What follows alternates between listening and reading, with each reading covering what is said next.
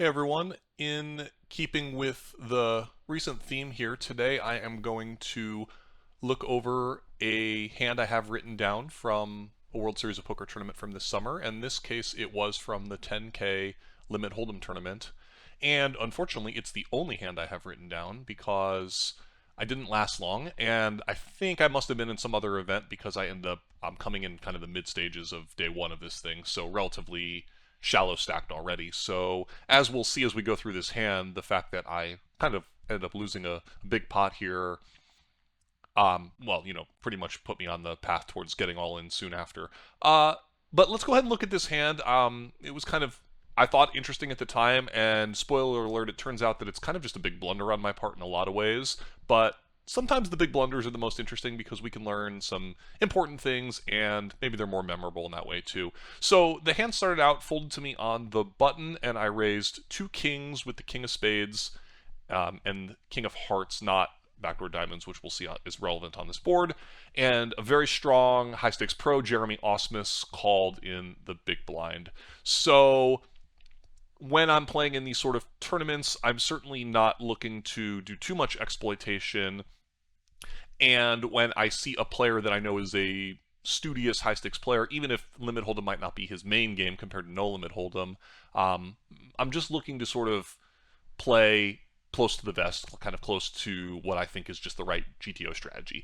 Anyway, the flop came 10-6-3 with two spades, and I, again, had a very strong hand. I had kings with the king of spades, and after he checks, we see that my strategy is kind of interesting, actually, on this board, because it is a board that, with big blind versus button ranges, is actually going to be a little dicey for me with a ton of my range, and pretty good for a big blind defense in a very wide range situation. So we see a little bit of mixing from the solver here. And if we just look at our overall equity here, even though we're doing really well, it's actually surprising to me that we have any checks, given that we have 56% total equity.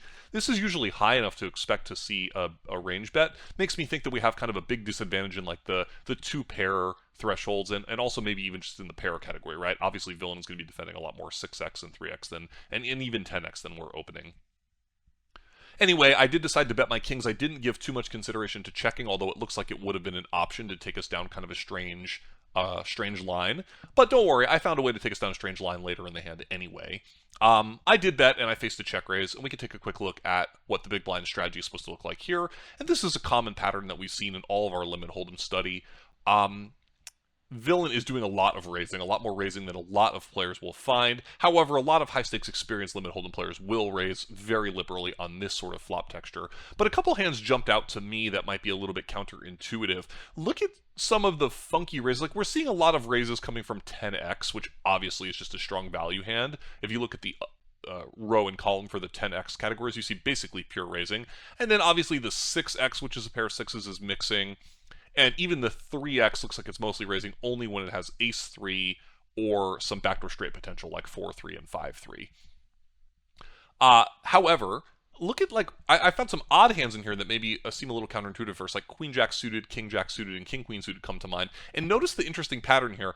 These hands are more interested in check-raise bluffing when they don't have a flush draw. The reasoning for this, as best as I can figure, when you're trying to give solvers reasoning, is always trying to apply human logic to it. But I think this one is somewhat straightforward. It's nice to have a hand that can bluff when a spade comes. And also, these hands can turn sneaky top pairs that can end up getting a lot of value. So when you get to do a lot of value check raising and you're looking for strange combos to throw in, we can sort of see which kind of hands make a lot of sense to be thrown in as bluffs. And notice that, like, in particular, the one with the backdoor flush draw is like most happy to check raise here. King jack of diamonds, queen jack of diamonds basically pure, king queen of diamonds close to pure. So that's kind of a nice pattern to be aware of, is that, like, maybe you don't want to have so many bluffs that are just made up from flush draws, but the backdoor flush draw and some random overcard equity can be kind of a good combo. Anyway, villain did check raise, and then something funky happened, which is that I decided on this flop texture I would probably want to have some 3-bets. And I did 3-bet my hand. Obviously, you can understand my logic, at least superficially. I have a very good hand, right? I don't mind piling money in a situation where maybe I can just continue to do so. But it turns out that my idea here was really, really just flawed. And when we see a solve where we're only 3-betting 3% of the time with our entire range, that basically tells you that you're not losing any EV by never 3-betting in this situation. The main problem is just that this is a board where we need to play somewhat defensively. We don't want to have any folds. We're basically only folding 4.5% of the time. So all of our weak peels need some protection. And I'll take a look at the more simplified sim at the end where we play with no raises, because that sim will be a little bit more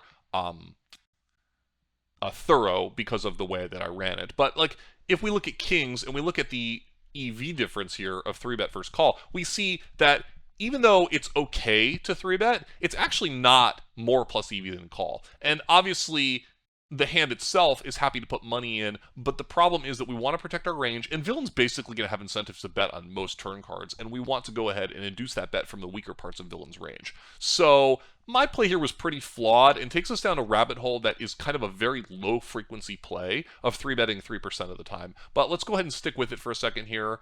Villain did call. We can see that villain is supposed to go ahead and get to play some 4-bets here, theoretically. One thing that you have to be a little bit hesitant, though, or a little bit aware of with the solver is that in this sim I have a 4-bet cap. So the solver is going to be a little happier to 4-bet than it would if there was a 5-bet cap, because then I could reopen the action again if I choose to. So that's just always something to be aware of when you're thinking about solver land versus real life. Is it's usually going to take the more aggressive line when it can't face another raise. Okay, he called, and the turn was the 10 of diamonds, which is a very bad card for me. And put up a number of, put up a secondary flush draw. So it's kind of a dynamic card also in some ways, although it primarily is just bad for me because villain has so much 10x. Villain checked to me here on the turn, but I do note that in this solver, even down this strange rabbit hole line, that he is supposed to lead on this card at some frequency, 18%, and it actually makes a lot of sense, right? I mean, villain has a lot of 10x, much more than we do, and it's just a really, really good card for his range. So it actually makes plenty of sense. He checked, and I did go ahead and bet my kings for value on the turn. We can see that we're in a bit of a weird situation here where all of our range is getting kind of low frequency because we just shouldn't be down this rabbit hole, but betting is basically fine. My hand does want some protection. I can get called by flush draws. I do have all the super strong 10x hands to protect my range. Not a ton, but, some. And then villain check raised me again. I bet. And we can see that seems like just a reasonable play from him. All of his 10x that didn't lead the turn. So if he's not playing any turn leads, he's going to have this even more frequently. And then where should his weak hands be coming from, right? So where are his low equity raises? Well, they're coming from flush draws. So he's got some hands like Queen 4 suited at some frequency, Queen Deuce of spades at some frequency. He's also got some gut shot straight flush draw combos like 7-5 of diamonds is kind of a sneaky good strong combo, and 7-5 of spades, 7-4. So basically bluffs, but he never has any value that's worse than my kings, right? He's never going to play 9s this way, let's say, or 8s, and he's never going to play a 6 this way. So basically at this point when he check raises me on the turn, it is a hand that is stronger than kings, or it's a semi-bluff. He did check raise me, and then a really key part of the hand, because it was a massive blunder, was I decided to fold. My thinking in game was, well, I'm very well protected here.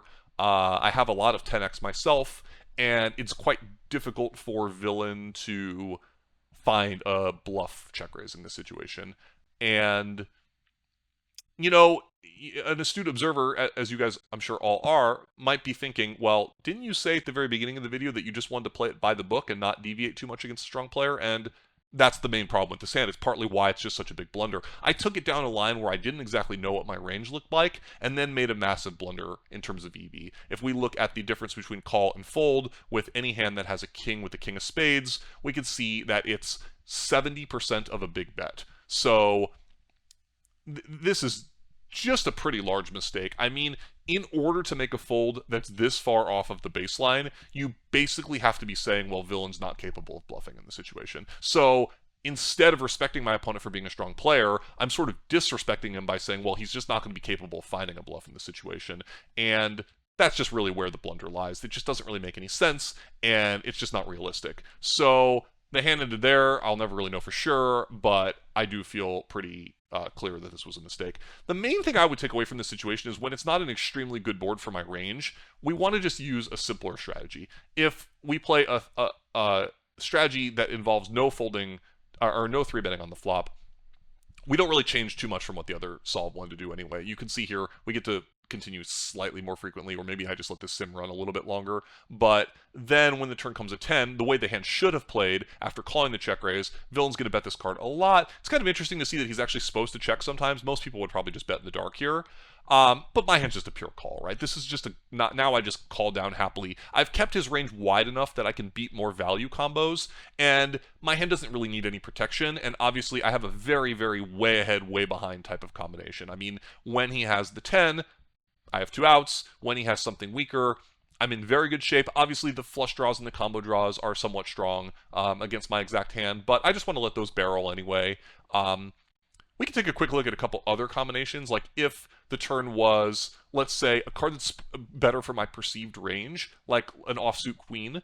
Broadway cards are almost always going to be better for the preflop raiser, and he bets. Now we see that I do get to go ahead and raise here. Now, his range is not that scary anymore, and at this point I'm starting to find more folds from the weaker parts of my range that peeled. I'm now folding 16% of the time, so I get to start raising, and I also just smash that top pair. And all my good hands are just wanting to go for value here. Aces, kings, queens. Not jacks, interestingly, which makes a lot of sense, right? This is, again, another combo that's kind of way ahead, way behind at this spot. However, if the turn was like more, let's say like more medium card, like, or not even a medium card, like a bad card for me, but like an interesting card, right? Let's say an offsuit 4 instead. And villain bet, notice that villain bet's basically pure here. This is just a good card for his range. Now, let's look at the pattern here. So interestingly now, this is something I am somewhat familiar with, and probably where I should have just let the hand go, or gone down this line that I'm much more familiar with and more comfortable with. Notice that kings is not raising, but queens and jacks are. Well, why is this? Well, because now these hands are good enough against villain's range to get some value, but the queens and the jacks also want protection from the random overcards and things like that that exist in villain's range. If we raise, we can see that villain does have a bunch of random bluffs, like king 9, king 8, king jack, queen jack. A lot of these hands, a hand like jacks or a hand like queens is going to want to get some protection from and not just let these weak bluffing combos get there for free. And obviously can also just get value against the wider part of villain's range. So that's kind of a cool pattern to be aware of in general, is that when when you have a strong part of your range, you want to think about, well, how does the hand best play out? And aces and kings, it turns out, need no protection here. Aces doing 0 raising in this line is maybe surprising to some of you guys, but it's kind of cool. And then the solver will find some raises on safe rivers. So let's say we call, and the river comes something like pair the board. Right? That's like just the best card for hero's range, right? Like we now beat a lot of counterfeited 2 pairs. None of the draws got completed. Notice now that aces and kings are just going for pure value. The other queens that didn't raise are going for value, and we're just no longer afraid. However, when the river comes something like even like a deuce, will it raise here? Probably still yes. No, I'm wrong. So there's just too many straights and too many 2 pairs for villain. So now the solver's just happy to call down. So kind of interesting. Maybe on offsuit jack.